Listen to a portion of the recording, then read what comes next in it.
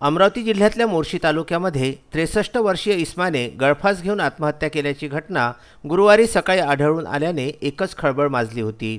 येथील माळीपुरा भागामध्ये राहणारे प्रभाकर गणपत गहुकार वय वर्षे 63 यांना नगर परिषदेतर्फे घरकुल मंजूर झाले होते।